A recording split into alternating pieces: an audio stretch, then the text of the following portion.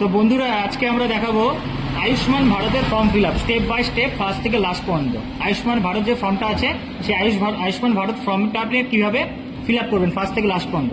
তো দেখুন আয়ুষ্মান ভারত ফর্ম হয়ে গেল, সবার সাইডে কি দেওয়া আছে ডেট দেওয়া আছে এখানে।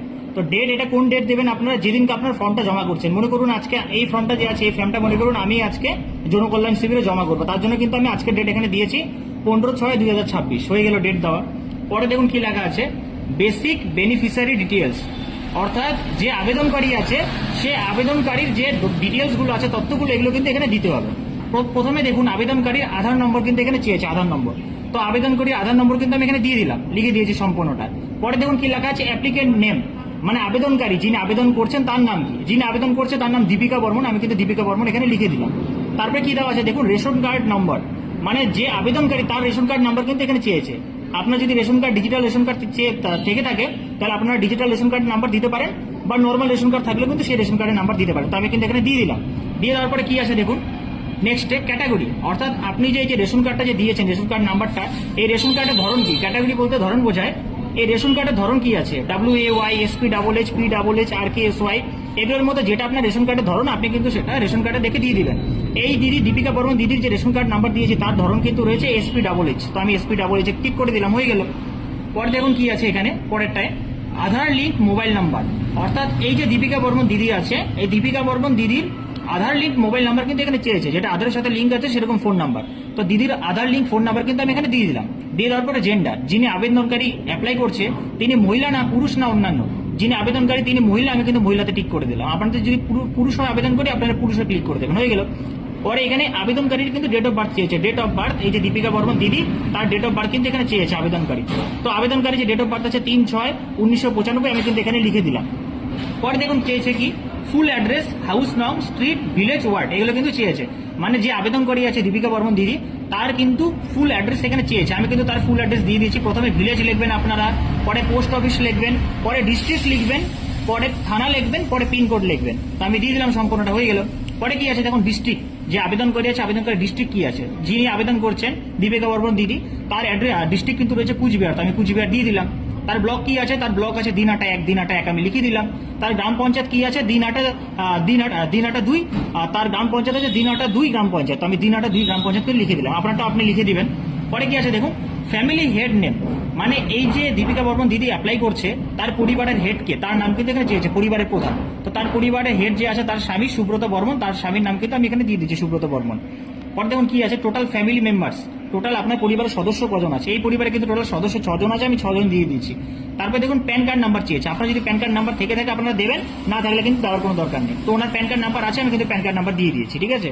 পরে দেখুন কি আছে এখানে ইলেকট্রাল ডিটেলস ইফ অ্যাবভ 18, মানে আপনার যে ভোটার কার্ডের তথ্য সেই ভোটার কার্ডের কিন্তু তথ্য এখানে চেয়েছে।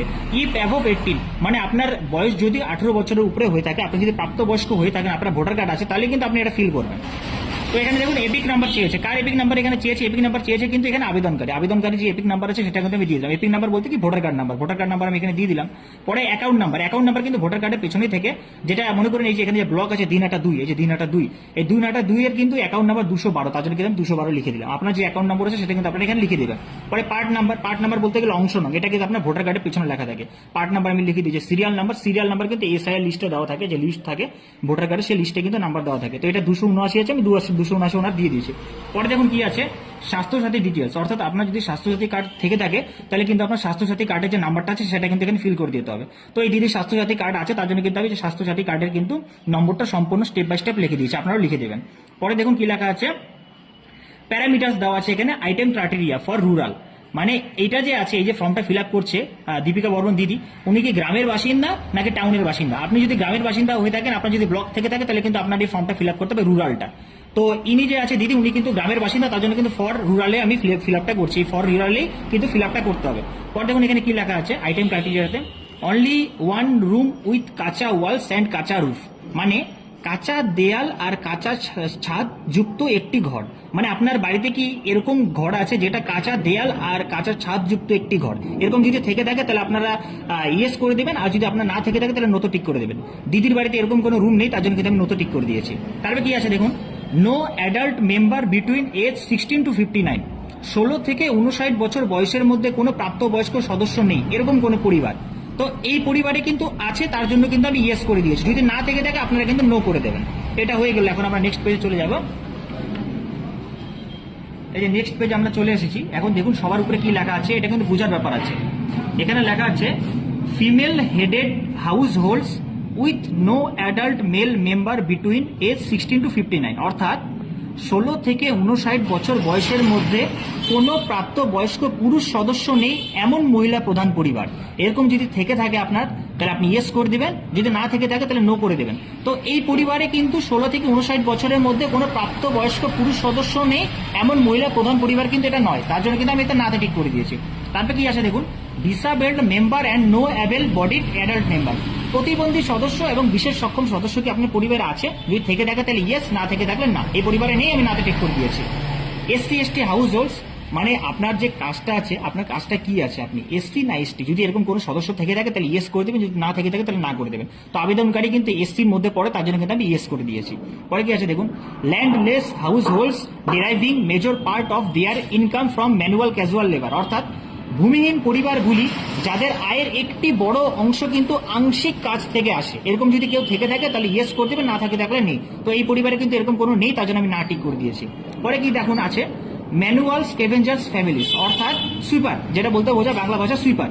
এরকম কি আছে, যেরকম পরিবার আপনার সুইপার আছে, যদি থেকে থাকে তাহলে ইয়েস, না থেকে থাকলে নেই। এরকম এই পরিবারে কেউ নেই, তার জন্য আমি নাতে টিক করে দিয়েছি। পরে দেখুন কি লেখা আছে প্রিমেটিভ ট্রাইবাল গ্রুপস, অর্থাৎ আদিম জনজাতির গোষ্ঠীর কি কোনো লোক আছে এই পরিবারে নেই, আমি নাতে টিক করে দিয়েছি। আপনার যদি থেকে থাকে আপনি দিয়ে দেবেন। পরে দেখুন লিগেলি রিলিজড বন্ডেড লেবার, অর্থাৎ আইনগতভাবে মুক্ত হওয়া শ্রমিক, আইনগতভাবে মুক্ত হওয়া শ্রমিক কি আপনার বাড়িতে কেউ আছে? যদি থেকে থাকে ইয়েস, না থেকে থাকলে নেই। এই পরিবারে নেই, আমি নাতে টিক করে দিয়েছি। আর এইটা যে আছে, এই যে ফর্মটা আছে, এই পুরোটা যে এখন আছে ফ্রম আরবান, অর্থাৎ এটা কিন্তু শহরবাসীদের জন্য। তো আমি শহরবাসীদের জন্য ফর্মটা ফিল আপ করছি না, আমি করছি গ্রামবাসীদের তার জন্য, তার জন্য কিন্তু আমি ছেড়ে দিলাম রুরালটা। ঠিক আছে, রুরাল চলে গেলাম। এখন কি আছে দেখুন সবার নিচের টপিকটা, এক্সক্লুশন ক্রাইটেরিয়া চেক। 1 নম্বরে কি দেওয়া আছে, ফ্যামিলি ইনকাম 8 লাখ পার ইয়ার, অর্থাৎ আপনার পারিবারিক আয় কি 8 লাখ টাকার মতো আছে বা 8 লাখ টাকার বেশি আছে? যদি থেকে থাকে ইয়েস, না থেকে থাকলে নেই। এই পরিবারে নেই, নাতে কি করে দিয়েছি। Any member of family paying income tax, আপনার পরিবারে কি কেউ ইনকাম ট্যাক্স দেয়? এই পরিবারে কি ইনকাম ট্যাক্স দেয় না, তার জন্য কিন্তু না করে দিয়েছে। আপনার থাকলে আপনি ইয়েস করে দেবেন। পরে দেখুন founded in ASDD list for SIR BLA 2026 poll, SIR বা BLA এই পোলে কি আপনার 2026 নাম আছে? যদি থেকে থাকে ইয়েস, না থেকে থাকলে নেই। এই পরিবারে নেই, আমি না করে দিয়েছি। পেন্ডিং আন্ডার SIR আপিল ট্রিব্যুনালে কি নাম আছে? নেই, আমি না করে দিয়েছি। আপনার থাকলে আপনি ইয়েস করে দেবেন। পরে কি আছে দেখুন পেন্ডিং CA অ্যাপ্লিকেশন, CA তে যারা অ্যাপ্লাই করেছেন তার কি পেন্ডিং এ রয়েছে? যদি থেকে থাকে তাহলে ইয়েস, না থেকে থাকলে নেই। তো এই পরিবারে নেই, আমি না করে দিয়েছি। পরে দেখুন beneficiary name deleted from Annapurna Yojana beneficiary list, অর্থাৎ যিনি অ্যাপ্লাই করছে অন্নপূর্ণা যোজনার জন্য, দীপিকা বর্মন দিদি, তার নাম কি অন্নপূর্ণা যোজনার নাম থেকে কাটা গেছে? যদি কাটা গিয়ে থাকে তাহলে ইয়েস, যদি না কাটা গিয়ে থাকে তাহলে কিন্তু না। তো এই পরিবারে যিনি অ্যাপ্লাই করছে তার কিন্তু নাম কাটা যায়নি, তার জন্য কিন্তু আমি নাতে টিক করে দিয়েছি। এটা হয়ে গেল। এখন আমরা যাবো লাস্ট পেজ, একদম লাস্ট পেজে দেখুন কি আছে।